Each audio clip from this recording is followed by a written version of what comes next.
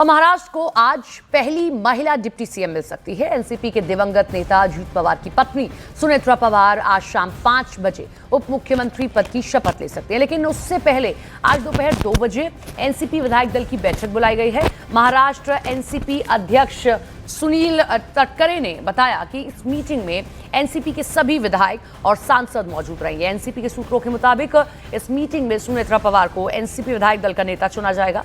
NCP सूत्र यह भी दावा कर रहे हैं कि Sunetra Pawar deputy chief minister पद संभालने के लिए मान गई हैं। कल देर रात तक बारामती में एनसीपी की बैठक चली है। बैठक खत्म होने के बाद अजीत पवार की पत्नी सुनेत्रा पवार और उनके बेटे जय पवार से मीटिंग से निकलते दिखाई दिए हैं। एनसीपी सूत्रों के मुताबिक पार्टी नेताओं ने मुख्यमंत्री देवेंद्र फडणवीस से मिलकर यह मांग की है कि अजीत पवार को जितने भी विभाग आवंटित थे वो सभी के सभी विभाग अब उनकी पत्नी सुनेत्रा पवार को दे दिए जाएं। दरअसल अजीत पवार के पास वित्त, आबकारी, खेल विभाग था। हालांकि खबर यह भी आ रही है कि इस बार वित्त मंत्रालय सीएम फडणवीस खुद अपने पास रख सकते हैं। सुनेत्रा पवार की शपथ को लेकर एनसीपी के सीनियर लीडर और महाराष्ट्र सरकार में मंत्री छगन भुजबल, प्रफुल्ल पटेल, सुनील तटकरे और मुंडे ने सीएम फडणवीस से मुलाकात की है। छगन भुजबल ने बताया कि उन्होंने फडणवीस से सुनेत्रा पवार के शपथ ग्रहण समारोह को लेकर बात की है, जिस पर सीएम ने कहा कि उन्हें आज सुनेत्रा के शपथ लेने से कोई आपत्ति नहीं है। जे काही राष्ट्रवादी काँग्रेस पक्षाचे जे नेते प्रफुल्लभाई असतील, तटकरे असतील, मी त्याच्यामध्ये होतो। आपला मुंडे, धनंजय वगैरे टेंटेटिव्हली असं ठरलं होतं की उद्या मीटिंग घेऊन सीएलपीची सुनेत्रा ताईंचं जे आहे नाव आपण सीएलपी लीडर म्हणून फायनल करायचं। तर ते अजून पत्र वगैरे काय त्यांनी काही निघालं नाही आहे। कशासाठी थांबलेत? कारण कदाचित जे आहेत दुखवटा वगैरे असतो, सूतक असतो, मग 3 दिवसानंतर ते बाहेर पडणार का 10 दिवसानंतर सम टेक्निकल काहीतरी प्रॉब्लेम आहे आणि स्वतः तटकरे आणि प्रफुल्लभाई त्याच्यामध्ये लक्ष घालत आहेत काय। पण बाकी ठरलं बघू आता काय होतं, 1-2 तासामध्ये आपल्याला कळेल। तो देखिए, सुनेत्रा पवार को डिप्टी सीएम पद देने को लेकर सीएम फडणवीस ने कहा है कि ये फैसला एनसीपी का है और उन्हें लेना है कि वो किसे डिप्टी सीएम बनाना चाहते हैं। उनका कहना है कि अजीत पवार का परिवार और एनसीपी नेताओं का जो भी फैसला होगा वो उसके साथ खड़े हुए हैं। कुठलाही निर्णय जो काही घ्यायचा असेल तो राष्ट्रवादी काँग्रेस पक्ष घेईल आणि राष्ट्रवादी काँग्रेस पक्ष जो निर्णय घेईल त्याच्या पाठीशी आम्ही उभे राहू, सरकार म्हणून आणि भारतीय जनता पार्टी। त्यामुळे मी आत्ता आपल्याला एवढंच सांगू शकतो की अजितदादांचं कुटुंब असेल किंवा राष्ट्रवादी काँग्रेस पक्ष असेल याच्या पाठीशी आम्ही पूर्णपणे उभे आहोत। त्यांचे जे काही निर्णय होतील त्या निर्णयांना योग्य ते समर्थन आमच्याकडनं असेल। कांग्रेस नेता राशिद अल्वी ने एनसीपी के विलय की चर्चा पर कहा कि ये उनकी पार्टी का मामला है, वो विलय करना चाहते हैं या नहीं, या फिर वो लोग सुनेत्रा पवार को डिप्टी सीएम बनाना चाहते हैं। हालांकि उन्होंने ये भी कहा कि अजीत पवार सिर्फ शरद पवार की वजह से जाने जाते हैं। इन अजीत पवार जी सिर्फ शरद पवार जी की वजह से ही जाने जाते थे।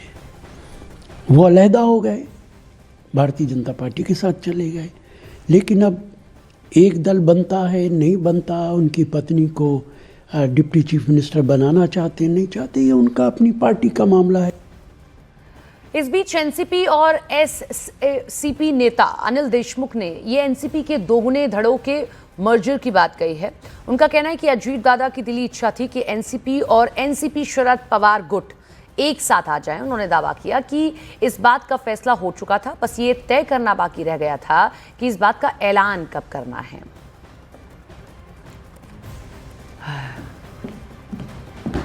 परिवाराची एकदा बैठक झाल्यानंतर जो कोणी निर्णय होईल त्या निर्णयामध्ये ठरलं की सुनेत्रा वहिनींना करा तर आनंदाची गोष्ट आहे। एकत्र दोन्ही पक्ष अजितदादांची जी इच्छा होती ती पूर्ण झाली पाहिजे।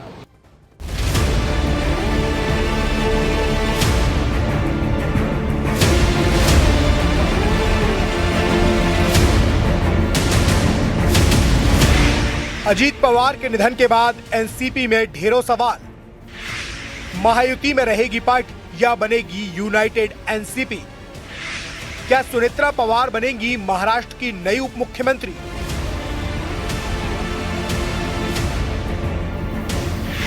अजीत पवार के निधन के बाद महाराष्ट्र की राजनीति में बड़े भूचाल के संकेत सामने आ रहे हैं।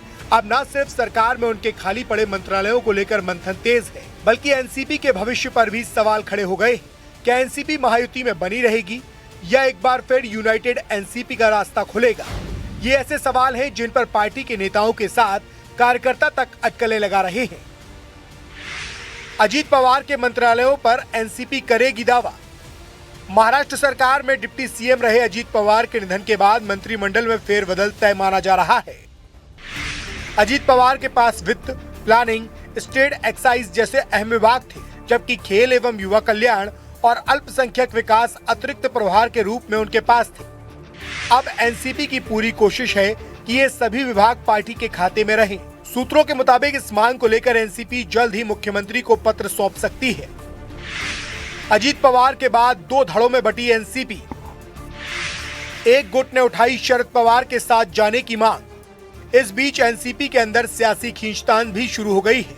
अजीत पवार गुट इस वक्त दो हिस्सों में बटा नजर आ रहा है। एक गुट महायुति में बने रहने के पक्ष में है, तो दूसरा गुट शरद पवार के साथ एक बार फिर एकजुट होने की वकालत कर रहा है। दरअसल सूत्रों के मुताबिक अजीत पवार के रहते एनसीपी के गुटों के विलय पर लगभग सहमति बन चुकी थी। फरवरी के दूसरे हफ्ते में औपचारिक ऐलान की तैयारी थी। पुणे और पिंपरी चिंचवड़ के निकाय चुनाव में दोनों गुटों का साथ लड़ना इसी प्लान का हिस्सा माना जा रहा था, लेकिन उससे पहले ही अजीत पवार का अचानक निधन हो गया और पूरा समीकरण एक बार फिर बिखर गया। लगभग मर्जर का डिसीजन हो चुका था, अजीत दादा के सामने ही हो चुका था। हम विटनेस है उसके, लास्ट मीटिंग्स भी हो चुकी थी। अभी हम तुतारी के ऊपर बहुत कम जगह लड़ रहे हैं, इसलिए ज्यादातर घड़ी पे ही हम लड़े हैं। तो ये उनके सभी लोगों के मान्यता से ये सब कुछ हुआ था। सब कुछ सिर्फ अनाउंसमेंट बाकी था, जो जिला परिषद के चुनाव के बाद हो सकता था। 3-4 महीने में इसकी बातें अजय दादा और सभी नेताओं के साथ हुई भी थी और उसमें करीब करीब ये तय हो गया कि मर्जर करना है। मर्जर करने के पहले ये भी तय हुआ कि अभी जो लोकल बॉडी इलेक्शन हुए वो चल रहे हैं, ये लोकल बॉडी इलेक्शन में घड़ी से लेकर हम लोग लड़ेंगे, ऐसा तुतारी का कहना था, मतलब शरद पवार गुट का कहना था। दोनों का मिला ऐसा कि घड़ी पे लड़ो। अभी जब एक साथ आना ही है तो घड़ी पे इलेक्शन लड़ो। कौन बनेगा महाराष्ट्र का नया डिप्टी सीएम? क्या सुनेत्रा पवार संभालेंगी पति की विरासत? चर्चा इस बात की भी है कि क्या सुनेत्रा पवार को कोई बड़ी जिम्मेदारी दी जाएगी? क्या वो डिप्टी सीएम बनेंगी या फिर परिवार के अंदर पॉलिटिकल रीयूनियन का रास्ता खुलेगा? ननद भाभी यानी सुनेत्रा पवार और सुप्रिया सुले के साथ आने की अटकलें भी तेज हैं। अजीत दादा पवार जी का अचानक जाना ये केवल उनके राजनीतिक दल की नहीं बल्कि महाराष्ट्र राज्य की बहुत बड़ी क्षति हुई है।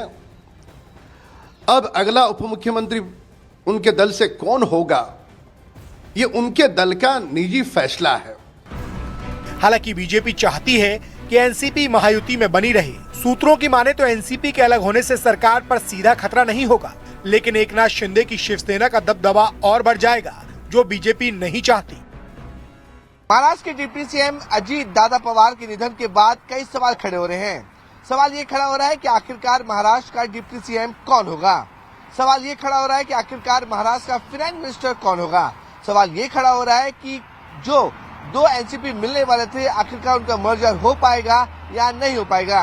ये कुछ ऐसे सवाल हैं जिनका जवाब फिलहाल किसी के पास नहीं है, लेकिन सूत्रों से जानकारी मिल रही है कि इन सवालों के पीछे बताया जा रहा है कि अजीत दादा पवार की पत्नी सुनेत्रा पवार और उनके बेटे पार्थ पवार को आने वाले दिनों में महाराष्ट्र सरकार में एक बड़ा स्थान मिल सकता है।